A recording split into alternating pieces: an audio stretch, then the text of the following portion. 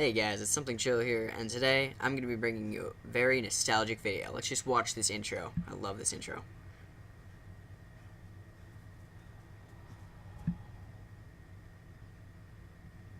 The original World at War zombies. And today my video is kind of revolving around this. Is COD getting any better? Is the Call of Duty series progressing each and every year when it comes out with a new title?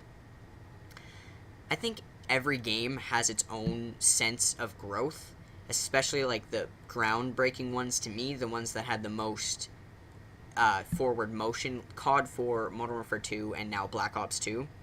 Although each one had its own little trait, and I will get into that in a second. Look at me, hadn't played this in so long, needed to swap my button layout. But anyway, so yeah, let's get into this. COD 4 brought in basically the multiplayer, brought in the perks, brought in all the weapons. It was a very revolutionary COD, and that's why I would put it as one of the greatest growth for the Call of Duty series. Next we had World at War. World at War's multiplayer was meh. It was not that great. I mean, the attachments were very slim on every weapon, and the grind from level 55 to 65, I think, is when you prestige.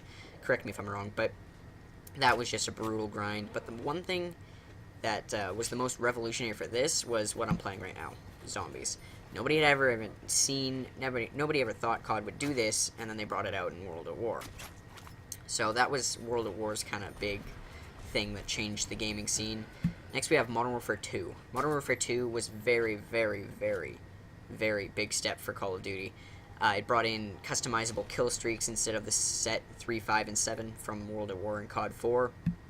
It added the tactical nuke, which we would later see in more Call of Duty titles. And then it was a great, great game for sniping, although I never really got into that. I couldn't snipe in Modern Warfare 2 for some reason. I mean, it seemed easy, but I just didn't do it. So yeah, that one was very revolutionary for the Call of Duty series, bringing in a couple key aspects that we now love to see today. Moving on to Black Ops. Black Ops brought back zombies, newly revamped, added different graphic packs to it, and then I think in one of the DLC packs for Black Ops 2, it brought in the old maps, Notchter, Untoten, Derise, Shinonuma, and I can't remember the other one at the moment. Sorry, guys. But yeah, Black Ops 1, it also brought in some other key aspects to the game, like different graphics effects and the way it played. I think Call of Black Ops 1 handled really, really well. Just the way you played the game, it just felt good in your hands playing the game. But yeah, that's what can be said about Black Ops. Now moving on to Modern Warfare 3. Ugh, that game. The game we all lived through for a year. Not much can be said about Modern Warfare 3, sorry. Except for Spec Ops, the survival Spec Ops, although even that had aspects removed from it that should have been in it. Only 2-player Spec Ops, that was a little bit silly almost, especially because the COD before it had 4-player zombies. Why would you want 2-player Spec Ops? But yeah, that brought in Spec Ops, and it brought in Special Op missions, newly revamped from Modern Warfare 2.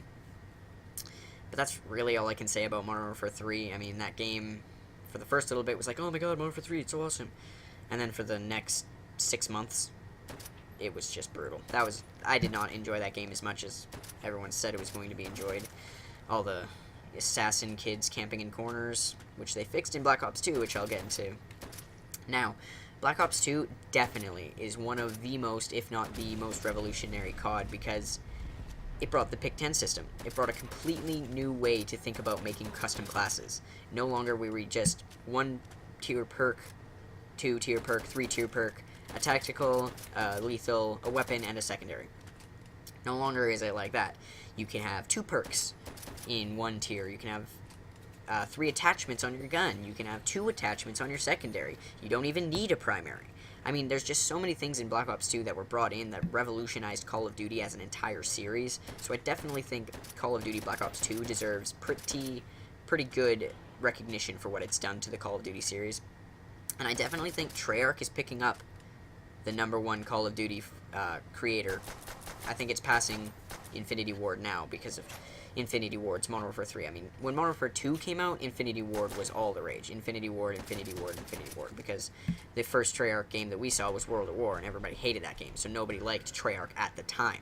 But now that Treyarch's brought out Black Ops 2, almost completely revamping Call of Duty as an entire whole, I think a lot can be said for growth, and I definitely think that Black Ops 2 is one of the best CODs, if not the best COD, and Treyarch is picking up Infinity Ward's #1 COD producer place. Oh, and another thing, if Infinity Ward doesn't keep with the Pick 10 system that Black Ops 2 introduced, I definitely think sales for Modern Warfare 4, or whatever they're going to call the next Infinity Ward game, I really hope it's not Modern Warfare 4, that's just getting overdone. But Infinity Ward's got some catching up to do to keep par with its Treyarch buddy for making Call of Duties, and it has a lot of revamping to do for their series to make it as good or better than Black Ops 2. So yeah, guys, leave a comment down below if you guys have any other perspectives on this, but don't forget to like, comment, and subscribe if you enjoyed, and this is Something Chill signing out. Peace.